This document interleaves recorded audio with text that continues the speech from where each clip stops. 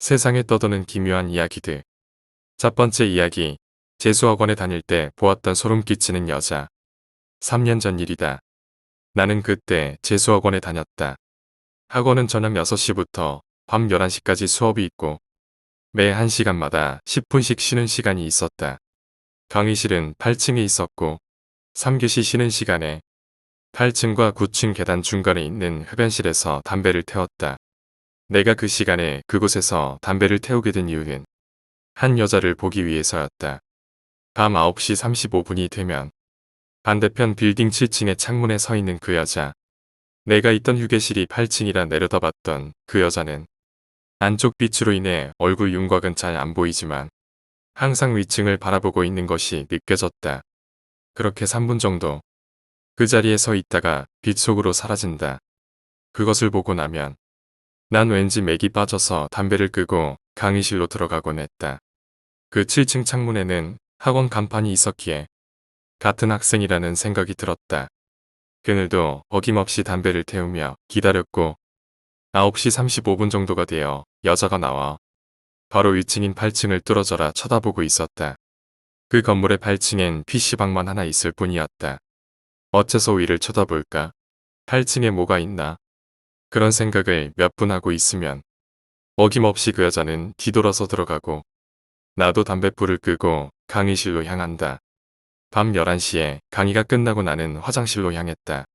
화장실엔 원장 선생님이 용변을 보고 계셨다. 문득 궁금해져서 물어보았다. 선생님, 앞에 건물 7층의 학원도 재수학원이에요? 응, 맞아. 근데 그 학원 1년 전에 불 나서 망했어. 네. 아닌데. 거기 불 켜져 있고 학생도 있는 것 같던데요. 무슨 소리야? 지금 반대편 건물 7층 출입 못하게 막아놨어. 순간 소름이 돋았다. 나는 바로 흡연실에 가서 반대편 건물을 보았다. 창문에 불이 꺼져 있었다. 두 눈을 의심할 수밖에 없었다. 분명 난 불이 켜져 있는 창문에 여자를 보았는데 다음 날이 되었고 난 궁금증을 참을 수 없어서 날이 밝은 오후 3시 그 앞 건물을 향했다. 엘리베이터를 타고 7층을 눌렀지만 불이 점등되지 않았다.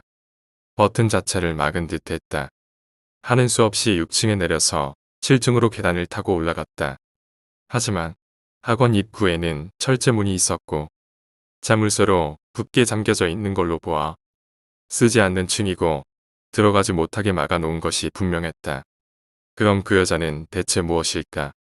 나는 오늘 저녁에 다시 그 여자를 확인하기로 마음을 먹었다. 저녁 6시 학원 수업이 시작했지만 수업 내용이 머리에 하나도 들어오지 않았다. 시간이 지나가길 초조하게 기다릴 뿐이었다. 9시 30분 쉬는 시간이 왔다. 나는 바로 휴게실로 향했다. 역시 앞에 건물 7층에는 불이 켜져 있었다. 담배 생각은 들지 않았다. 휴대폰을 꺼내 손에 쥐었다.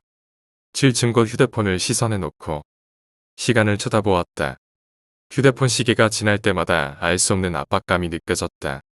33분, 34분, 그리고 35분. 그 여자가 나타났다. 역시 내 착각이 아니었다. 손이 부들거리는 와중에 카메라를 비디오 모드로 바꾸고 창문 앞에 두어 여자를 찍도록 놔두었다. 여자는 어김없이 위층을 바라보고 있었고 나는 두근거리는 마음을 주체할 수 없었다. 녹화되는 시간을 지그시 쳐다보았다. 10초, 아니 1초가 지나면서도 심장이 뛰는 게 순간마다 느껴진다. 여자는 미동이 없었다. 마치 반대편 건물만은 시간이 멈춘 것 같았다. 순간적으로 여자의 고개가 내려갔다. 정확하게 말하면 내 쪽으로 고개가 내려온 것이다. 나는 허리를 숙여 창문 밑으로 숨었다.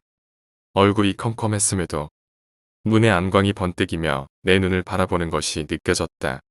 나는 그 상태로 팔만 뻗쳐서 창틀에 기대둔 휴대폰을 가져와 저장된 영상을 돌려보았다. 화면에 잡힌 여자, 그리고 이쪽을 쳐다보는 장면. 그렇게 노려보며 5초 정도 있다가 사라지는 모습.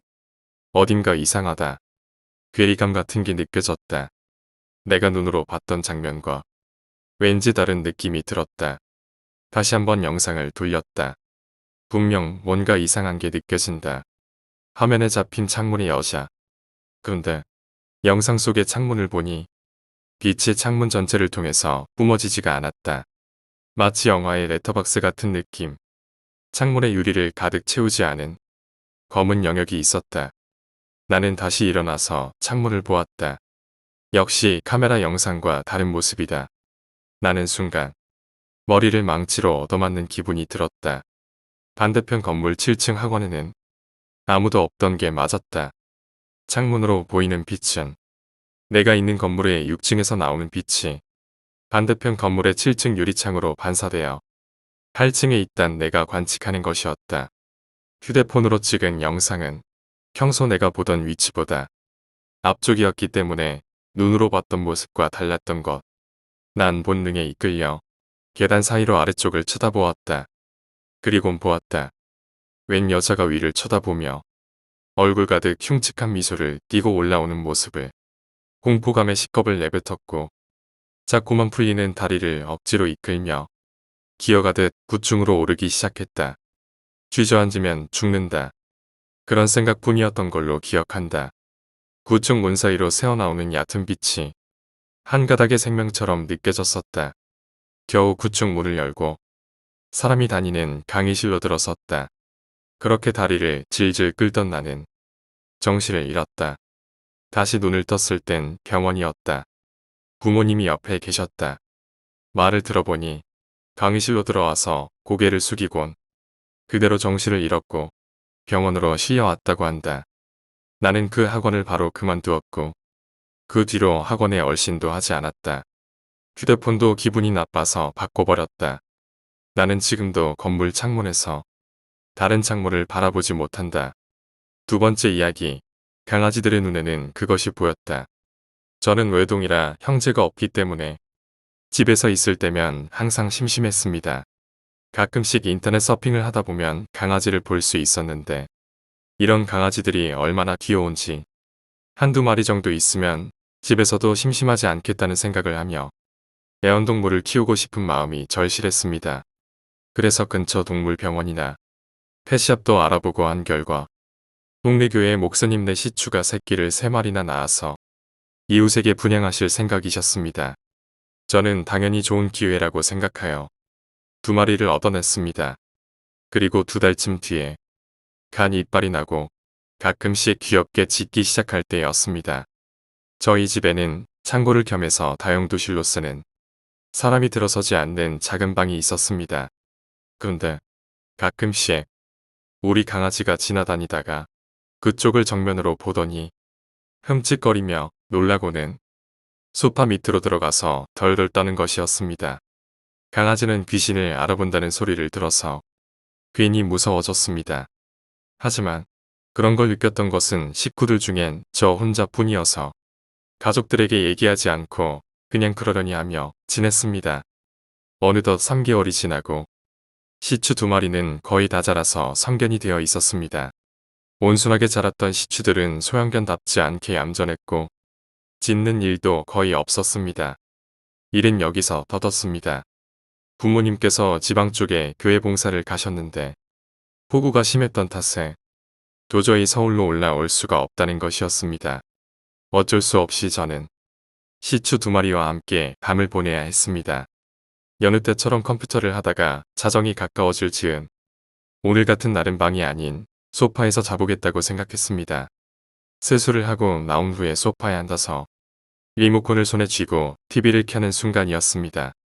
소파 옆에 앉아서 뒤통수를 보여주던 시추 2마리가 갑자기 창고 구석을 쳐다보며 미친 듯이 짖기 시작하는 것이었습니다. 동네 강아지들이 시비를 걸어도 겁이 많아서 먼저 꼬리를 내리던 녀석들이 말입니다. TV를 켜려고 했던 손은 굳어버렸고 온몸에 소름으로 닭살이 돋아났습니다. 강아지들이 짖는 소리가 점점 귓가를 넘어 머릿속에 울릴 즈음 미친 듯이 짖어대는 강아지가 점점 다른 곳을 쳐다보며 짖고 있었습니다. 짖고 있는 강아지의 뒤통수를 보며 저의 시선 또한 강아지의 시선을 따라가고 있었습니다. 그렇게 창고의 왼쪽 구석을 쳐다보던 강아지의 시선이 점점 오른쪽으로 가게 되었고 저의 시선 또한 점점 오른쪽으로 갔습니다. 시선은 부엌 쪽으로 가더니 갑자기 방향을 틀어서 화장실을 쳐다보며 짖고 있었습니다. 강아지들이 보고 있는 무언가가 집안에서 움직이고 있다고 생각하니 공포에 질려서 그만 눈을 질끈 감았습니다. 그렇게 몇십 초가 지나고 강아지들이 더 이상 짖지 않았습니다. 저는 그때가 되어서야 겨우 눈을 뜨고 두려움을 삭히고 태연하게 TV를 켜려는 순간 강아지들의 행동에 숨이 멎을 뻔했습니다. 소파에서 몸을 일으키려던 찰나 강아지들이 제 어깨 너머를 향해 짖기 시작한 것입니다. 내가 갑자기 일어나서 놀래서 짖는 건가 싶었지만 강아지들의 시선이 저를 향한 게 아니라는 것은 순식간에 알 수 있었습니다. 제 등 뒤를 향해 짖던 강아지들이 점점 제 머리 위로, 그리고 다시 옆으로, 그리고 다시 창고 구석을 쳐다보며 짖고 있었습니다. 끼가 굳는 기분에 가만히 서 있다가 강아지들이 짖는 걸 멈추는 순간 도망치듯 방으로 달려가서 침대에서 잠을 청했습니다. 다음 날 돌아온 부모님께 지난날 밤 있었던 일을 얘기했지만 생각만 해도 떨리는 마음에 두서가 정리되질 않아서 말이 참 설득력이 없었나 봅니다. 부모님이 돌아오신 후엔 더 이상 강아지들이 이상 행동을 하는 일은 없었지만 강아지들이 보았던 무언가가 아직도 집에 있다는 것은 확실합니다. 세 번째 이야기, 불이 났던 호텔. 남자는 지방 출장이 잦은 편이었다. 그날도 지방으로 출장을 갔는데 공교롭게도 시내 호텔에는 빈 방이 없었다. 겨우 시내 외곽에 있는 허름한 호텔의 방을 잡을 수 있었다. 왠지 무거운 공기가 느껴졌지만 피곤했던 탓이라고 생각하며 곧바로 잠이 들었다. 그렇게 한참을 자고 있는데 갑자기 객실 문을 두드리는 소리가 났다. 남자는 일어나 문을 열었으나 복도에는 아무도 없었다. 잘못 들었나 보다 생각하고 다시 잠을 청했다. 그리고 다시 쿵쿵하며 문을 두드리는 소리가 났다. 하지만 남자가 복도로 나가자 또다시 소리가 그쳤다. 아침이 되기까지 몇 번이나 이런 상황은 반복되었고 남자는 일어나자마자 프런트에 가서 불만을 토로했다. 직원은 계속해서 남자에게 사과를 했지만 무언가 숨기고 있는 듯 했다. 계속해서 따지는 남자에게 다른 직원이 와서 조용히 이야기를 해주었다. 사실 몇 년 전에 호텔에서 화재가 있었다. 다른 손님들은 모두 대피했는데 남자가 사용 중인 객실에 있던 손님은 깊은 잠에 빠져 비상벨 소리를 듣지 못했고 나중에 눈치채고 깨어났을 때 이미 객실 안에 연기가 가득했고 결국 그 손님은 문 앞에서 죽었다고 한다. 이야기를 들은 남자는 얼굴이 창백해졌다. 밤새 문을 두드린 것은 객실 밖이 아니라 아니었기 때문이다.